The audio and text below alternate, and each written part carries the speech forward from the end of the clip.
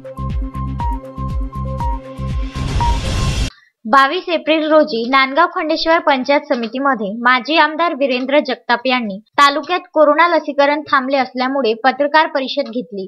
या पत्रकार परिषदेत त्यांनी सांगितले की तालुका आरोग्य अधिकारी साहेब इंगळे यांना आरोग्य यंत्रणा सांभाळता येत नसल्याचे दिसून येत आहे। कारण गेल्या 8 दिवसापासून नांदगाव शहर व ग्रामीण भागात लसीकरण बंद आहे। तरीही आरोग्य अधिकारी इंगळे यांचे याकडे दुर्लक्ष आहे। त्यामुळे काँग्रेस कार्यकर्त्यांसह माजी आमदार वीरेंद्र जगताप यांनी आरोग्य अधिकारी यांना बडतर्फ करण्याची मागणी केली आहे। त्यांच्या मते असल्या अकार्यक्षम आरोग्य अधिकाऱ्यांची तालुक्याला गरज नाही। लसीकरणाला सुरुवात झाल्यापासून तालुक्यात 4100 लसी उपलब्ध झाल्या असून त्यामधील 146 लसी या निकामी झाल्या आहेत आणि 100 लसी या परत गेल्या आहेत। 4100 लसीपैकी 1350 पापड केंद्राला तर लोणी टाकडीला 650, मंगरुळ चव्हाडा 300 धामक 240 सातरगाव इत्यादी लसी येथून परत गेल्या आहेत। त्यामुळे अकार्यक्षम आरोग्य अधिकारी साहेब इंगळे यांना बडतर्फ करा अशी मागणी माजी आमदार वीरेंद्र जगताप यांच्यासह पंचायत समितीच्या सभापती वैशाली रिठे, पंचायत समिती सदस्या आशा सोनोने,